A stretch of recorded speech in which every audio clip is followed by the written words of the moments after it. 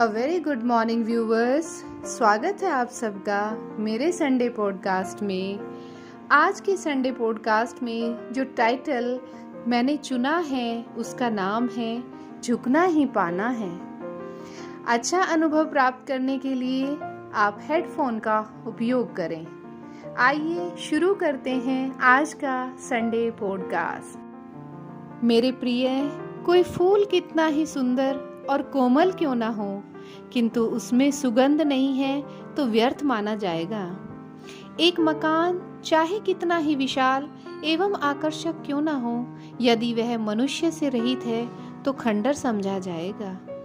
ठीक इसी प्रकार मनुष्य के जीवन में कितने ही गुण क्यों ना हो, किंतु उसमें विनय या नम्रता नहीं है तो वह जीवन की पूर्णता को प्राप्त नहीं कर सकता।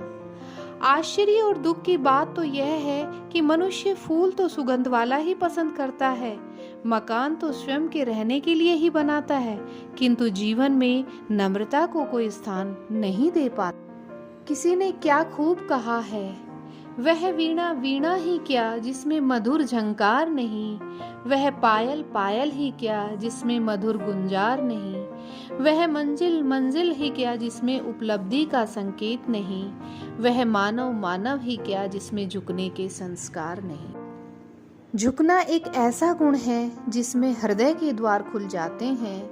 झुकने का अर्थ मात्र सिर को झुकाना नहीं है मेरे प्रिय, जीवन का लक्षण ही झुकना है। एक छोटा बच्चा जो इतना लोचपूर्ण होता है कि वह जैसा चाहे जितनी बार चाहे अपने आप को झुका लेता है, लेकिन बूढ़ा व्यक्ति सख्त हो जाता है। वस्तुतः जहाँ जितनी झुकने की क्षमता है उतनी ही जीवंतता होती है। यदि कोई बागीचे में जाकर माली से पूछे तो वह भी यही कहेगा, यदि वृक्ष को झुकना हो या कोई आकार विशेष देना हो तभी दिया जा सकता है जब पौधा छोटा हो और लोचपूर्ण हो। जब पौधा सख्त हो जाता है और फिर उसे झुकाने का प्रयत्न करोगे तो उसकी शाखाएं टूट जाएंगी। जहाँ कठोरता है वहाँ स्थायित्व नहीं रहता, और जहाँ नम्रता है वहाँ टिकाव है। जो विनम्र है वह तो रुई की तरह हल्का हो जाता है, उसे कोई काट नहीं सकता, उसका अस्तित्व कायम रहता है। कठोरता का अस्तित्व दीर्घकाल तक। आज मुझे सागर और सरिता का एक बड़ा ही मधुर संवाद याद आ रहा है, वही आपसे शेयर करूंगी। एक दिन सागर ने वेत्रवती सरिता से कहा, हे वेत्रवती, मैं समस्त नदियों के मधुर व्यवहार से बहुत संतुष्ट हूँ। सभी सरिताएं उपहार स्वरूप कुछ न कुछ लाकर मुझे देती हैं। तू एक ऐसी अविनीत और कंजूस है जिसने मुझे अब तक कुछ भी नहीं दिया है, जो अपनी परवाह के साथ कुछ भी लेकर नहीं आया है।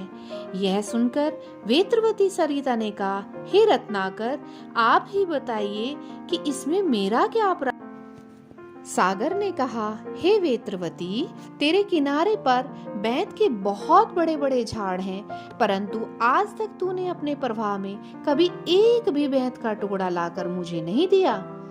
वेत्रवती ने शीघ्र कहा, हे रत्नाकर, इसमें मेरा क्या दोष है। जब मैं वेग पूर्वक आती हूँ तब सारे बैंत के झाड़ नीचे झुककर पृथ्वी के साथ लग जाते हैं। जब मेरा प्रवाह कम हो जाता है तब वे फिर ज्यों के त्यों खड़े हो जाते हैं। इसका अर्थ है कि झुकने में बड़ी शक्ति है। जो झुकना जानता है वह कभी पराजित नहीं हो सकता। जीवन का यह परम नियम है कि झुककर ही व्यक्ति आगे बढ़ता है। झुकने से अभिप्राय दबकर चलना या डरकर रहना नहीं है। जैसे डाली पर फल लगता है तो वह स्वतः ही झुक जाती है। फल को तोड़ लेने के बाद वह डाली फिर ऊपर चली जाती है। कुएं में रहा घड़ा जब तक झुकेगा नहीं तब तक पानी घड़े के चारों ओर होते हुए भी भीतर नहीं आ सकेगा। संसार में यदि कुछ पाना हो तो झुकना पड़ेगा, विनम्र होना पड़ेगा, क्योंकि नम्रता ही महानता का। जॉन रस्किन ने भी कहा है, मेरा विश्वास है कि महान पुरुष की पहली पहचान उसकी विनम्रता होती है। नम्रता रहित महानता तो खजूर के वृक्ष के समान होती है। जैसा आपको याद भी होगा, एक दोहे में कहा गया है, बड़ा हुआ तो क्या हुआ जैसे पेड़ खजूर, पंथी को छाया नहीं फल लागे अति दूर। महाभारत का एक प्रसंग है। महाभारत का युद्ध प्रारंभ होने के समय जब दोनों पक्षों की सेनाएं एक दूसरे के आमने सामने खड़ी थी, तो उस समय जो धर्मराज युधिष्ठिर थे वो अपने रथ से उतर जाते हैं और पैदल चलकर कौरवों की सेना की तरफ बढ़ने लगते हैं। जब धर्मराज युधिष्ठिर को भीष्म पितामह, गुरु द्रोणाचार्य और कुलगुरु कृपाचार्य ने अपनी ओर आते देखा तो तीनों ही एक साथ रथ से नीचे उतर जाते हैं। धर्मराज ने क्रमशः उनके चरण स्पर्श किए और युद्ध की अनुमति मांगी और आशीर्वाद भी मांगा। तीनों ने ही उन्हें विजयी भव कहकर युद्ध में विजय प्राप्त होने का आशीर्वाद दे दिया। धर्मराज जब लौट गए तब दुर्योधन एकदम से गरजा, पितामह, प्रधान सेनापति तो आप हमारे हैं और विजयी होने का आशीर्वाद आप युधिष्ठिर को दे रहे हैं। इससे पहले कि दुर्योधन कुछ और कह पाता, पितामह बोले, दुर्योधन, यह तो सृष्टि का नियम है, जो झुकेगा वही पाएगा। जब कोई व्यक्ति किसी के चरण स्पर्श करता है तो आशीर्वाद का हाथ बगैर किसी अनुमति के स्वयं ही ऊपर चला जाता है। यदि तुम भी अपने अग्रज धर्मराज युधिष्ठिर के चरण स्पर्श करते हो तो वह भी तुम्हें विजयी होने का आशीर्वाद अवश्य देंगे, परंतु तुम्हारे दंभ ने तुम्हें ऐसा करने ही नहीं दिया। कहा भी गया है, बड़ों को प्रणाम करना छोटों की महानता है, छोटों का सम्मान करना बड़ों की उदारता है।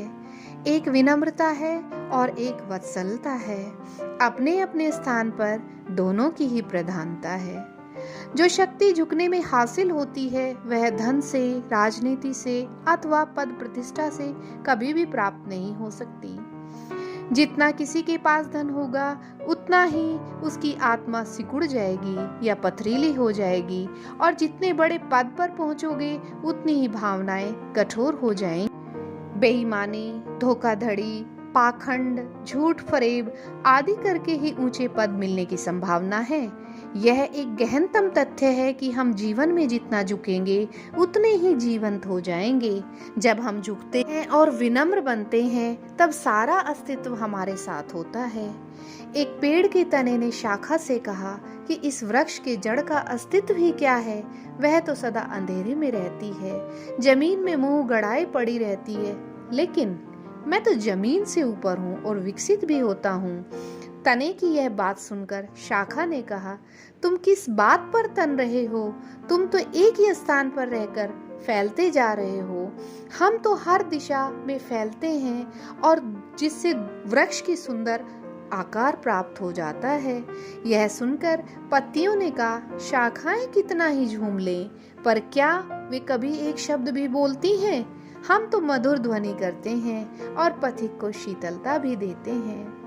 फूलों ने कहा, तुम तो शाखाओं के बल पर ही नाचते हो, लेकिन हम तो अपने से खिलते हैं, खुलते हैं और सुगंध फैलाते हैं। इन सब की बातें सुनकर जड़ मुस्कुराई और कहने लगी, जो विनम्र होते हैं वह अपना बड़प्पन स्वयं नहीं कहते। इसी बात को पुष्ट करते हुए कवि रहीम ने क्या खूब कहा है, बड़े बड़ाई ना करे, बड़े न बोले बोल, हीरा मुख से ना कहे। मुझे आशा है व्यूअर्स आपको आज की वार्ता का असली अर्थ समझ में आ गया होगा। मेरी वार्ता, मेरी कहानियाँ, मेरा संडे पॉडकास्ट आपको कैसा लगता है मुझे कमेंट बॉक्स में अवश्य लिखकर बताएं, मुझे बहुत अच्छा लगेगा। और आगे भी मैं अपने संडे पॉडकास्ट को जारी रखूंगी। मेरी वीडियो, मेरी ऑडियो अगर आपको कर्णप्रिय लग रही है तो इसको ज़्यादा से ज़्यादा लाइक करें, शेयर करें। Thank you, have a nice day, bye bye, take care.